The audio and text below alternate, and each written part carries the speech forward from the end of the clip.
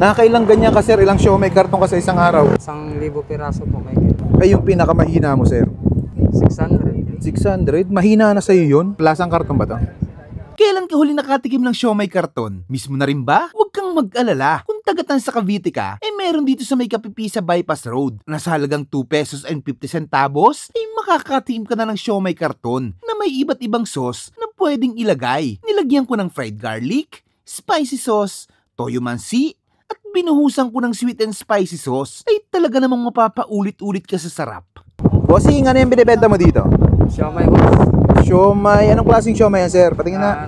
Tinatawag pong siomai karton. Siomai karton. Ayan ba yung gawa sa karton na siomai? Hindi ko rin po kabisado kung... Pero ang gawa po yan sa ano, gulay tsaka baboy po. Ah, gulay tsaka baboy. Parang ano, ba't tinawag siyang ano?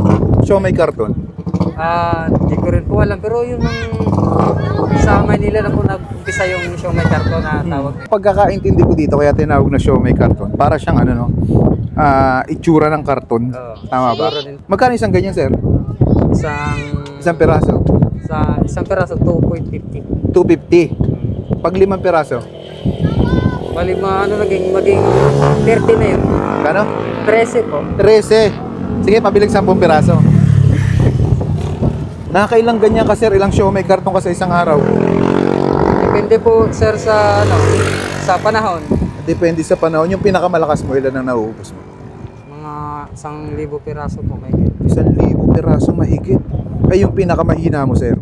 600. 600? Mahina na sa'yo yun? Eto, sir, pang ilan mo na to? Pang ilang piraso mo na yan? Ay, sa ano po, mabilang kung ilan ang piraso. Pero mga kalahati na nabawas. Kalahati na. Ito yun, magkano to, sir? Bali, 25. 25 pesos. Ayan. Ano mga sauce mo dito, sir? Ito may matamis po. Tamis anghang, toyo na manghang, toyo mansi.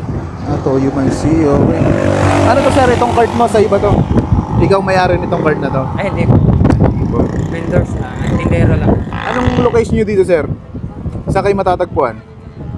Minsan dito sa Kapipisa at saka sa Ashi, sa Udulan. Anong oras ka pumupwesto dito, sir? 3 to 6 po. 3 to 6 p.m. Araw-araw ka dito? Opo. May huling tanong ako sa iyo, sir. Sa dami-dami na nagtitinda ng siomai karton, anong kakaiba sa siomai karton mo? Depende po sa sauce lang po yun. Sa sauce nagkakatalo. Nagkakatalo. Lasang karton ba to? Hindi po. Hindi lasang karton. Sige, tikman ko muna, sir. Thank you. At ayan, tikman natin yung siomai karton ni Sir JR na hindi daw lasang karton. Ang laman nito ay pork tsaka veggies. Ang maganda dito, napakadaming sausawan, napakadaming pwede mong gamitin na sausawan o sauce. Tikman natin. Uy, grabe. Tayo.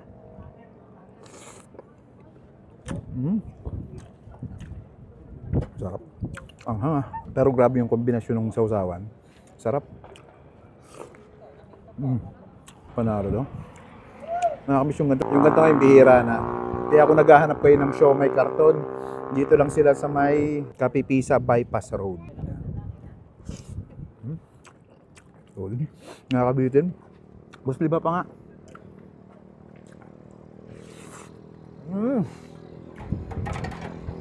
Magkano yan, sir? Sarap na ito. Yan, oh. Dito sa sa siomai karton, masarap yung mga sauce nila. Kada kuha mo ng sauce, kukuha ka din ng siomai. Pag naubos mo yung siomai, may sauce pa rin. Kukuha ka na naman ng siomai karton. Hindi ka matatapos kumain dito. Wow. Sarap na ito.